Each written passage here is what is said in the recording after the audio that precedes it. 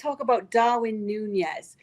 Because obviously, for some, the jury has been out on this player since he arrived, and you wonder if that's because of who he's followed, fellow countrymen like Luis Suarez, whether it's because it was the same summer as Erling Haaland that he came in.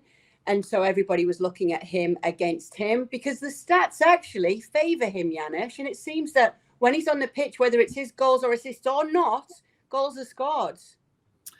Yeah, I've been really harsh on him, but he's winning me over. I mean, I still don't think of him as this great goal scorer. That remains to be seen, and obviously it's a little bit maybe too early, to demand that from a player like this. But I think it was I saw it this morning.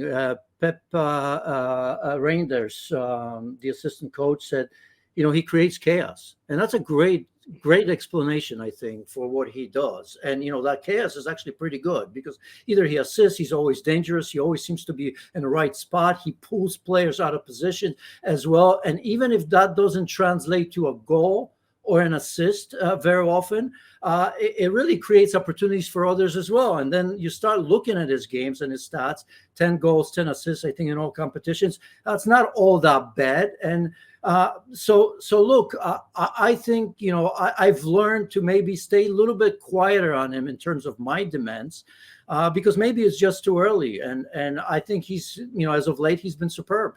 So why were those your demands initially then? What do you think drew you to those conclusions in the beginning about this player? Well, I mean, they remain, by the way. I'm just going to give him a little bit more slack because, I still think that technically he's got to get better. It's a big ask at this age, but, more efficient, his first, second touch at times at this level for a club like Liverpool, leave me wanting for more sometimes. And the issue has been that, he needs 3-4 chances to score a goal. And again, if you look some of the greats at Liverpool and what that position demands at the highest levels, right? Winning the Premier League, winning the Champions League, I just think that he's got to be more consistent in his scoring, right? It's a good thing that Liverpool will always create chances, and maybe that's why his stats are a little padded, and they're getting better and better because they are an attacking team. So you're going to get those opportunities, but I think he's got to be more lethal. All right, so big question for you, because another player you've not been afraid to criticise yourself has been Erling Haaland. Who would you rather have on your team, Haaland or Nunez? Yeah, I still think Haaland. I mean, his numbers tell you everything. I mean, and it's not just in the Premier League. He was doing that in Bundesliga with Borussia Dortmund as well at such a young age. I think Erling Haaland has to get the nod. I think it'd be silly for me to say otherwise. While we are on Liverpool then, obviously with the current Mo Salah situation, the injury more serious than thought. According to his agent, it'll be 21 to 28 days out. He's going through an intensive rehab. He's back in England with Liverpool for that, but Egypt are hoping that he will return. They've obviously progressed in the Africa Cup of Nations. So let's get to it. Can Liverpool continue to keep winning without him? They can, but I just don't think we can dismiss it. It's so easy to say, look, he hasn't been around. They've won a couple games now without him. And look, they're scoring goals. Diogo Jota, superb. What a player he is. And he can come in. You're going to get something out of Gakpo here and there. We've seen, obviously, Darwin Nunez taking advantage of his chances. I guess we're going to have to wait for Diaz, but I think he's still capable.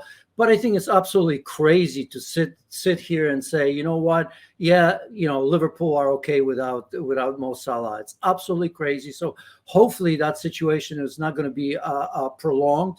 I think if they can stay in touch in that time when he gets back, it'll be great for Liverpool. But I see already some saying that, yeah, they're capable. I think their chances are significantly less.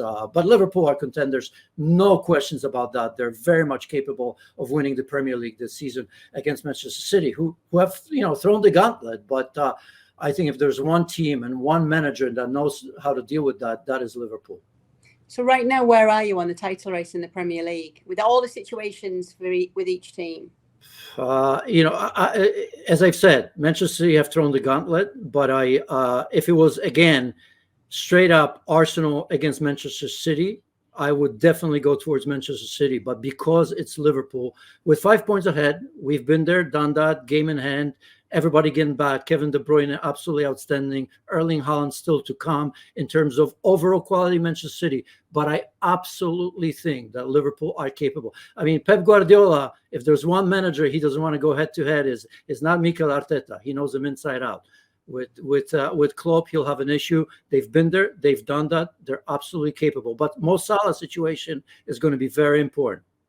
All right, let's get quickly to Manchester United, because they're reported to be interested in Ajax's Broby. Is it a good or a bad idea given Ten Hag's previous Ajax signings? Yeah, well, why doesn't he just become an Ajax manager? I mean, again, I don't know. Look, I mean, he looks great, but, watching highlights of Eredivisie, with all due respect, and I love it, the attacking style. We see what they're capable of doing in Europe. Ajax has done in the past. Feyenoord the last couple of years, back to their normal days, which I, by the way, like.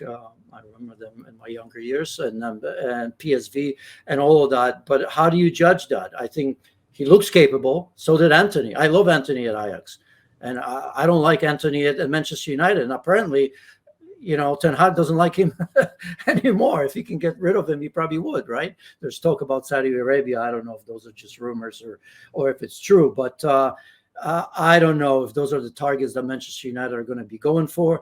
I also think that Ten Hag's got to be careful, as we have seen